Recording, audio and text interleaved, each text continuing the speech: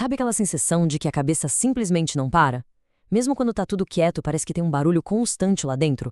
Pensamentos, preocupações, aquela lista de coisas pra fazer que nunca acaba. Pois é, isso é super comum. E hoje a gente vai mergulhar a fundo para entender por que nossas mentes parecem nunca ter um descanso. O dia mal começou e pronto. O bombardeio de notificações já tá rolando solto no celular.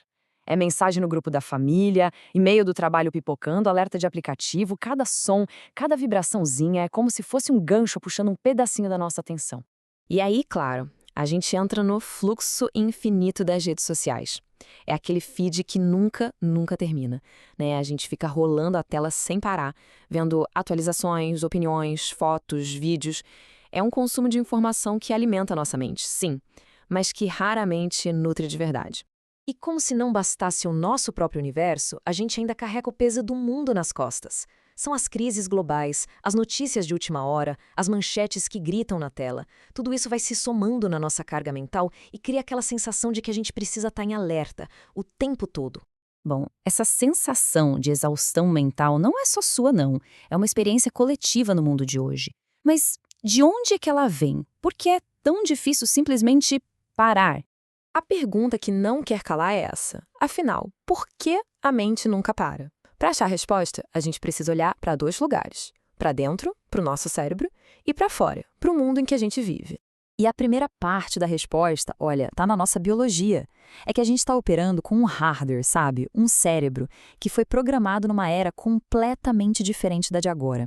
E essa desconexão fica muito clara quando a gente compara os dois mundos. O nosso cérebro evoluiu para lidar com perigos reais, físicos, tipo um predador aparecendo na sua frente. Hoje, os predadores são os alertas que não param de piscar no celular. A gente evoluiu vivendo em comunidades pequenas. Hoje, estamos conectados com o planeta inteiro. O ritmo era do sol, das estações. Agora?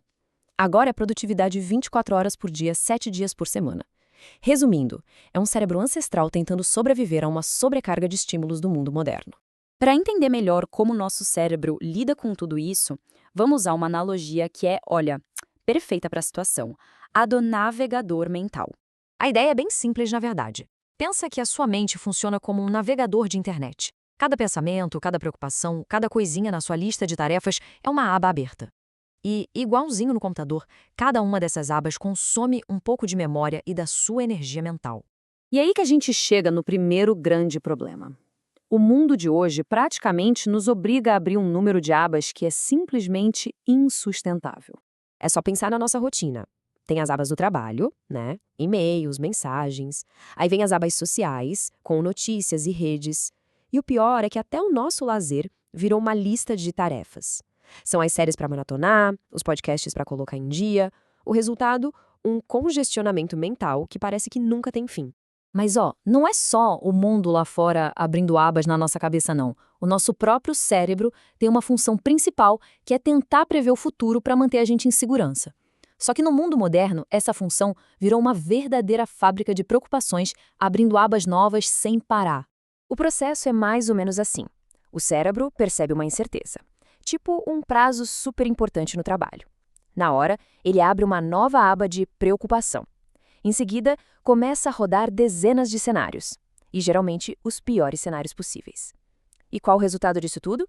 A nossa atenção e a nossa energia são completamente sugadas por problemas que, na maioria das vezes, nem existem ainda.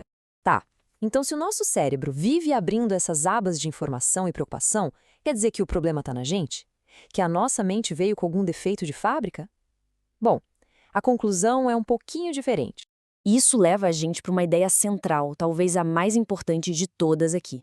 O problema não é a mente, é o ritmo do mundo. Ou seja, não tem nada de errado com o nosso cérebro. Ele só está fazendo o trabalho para o qual foi programado. O verdadeiro problema é o descompasso, o conflito entre o nosso sistema operacional biológico, que é super antigo, e esse mundo aqui fora, que é rápido e exigente demais.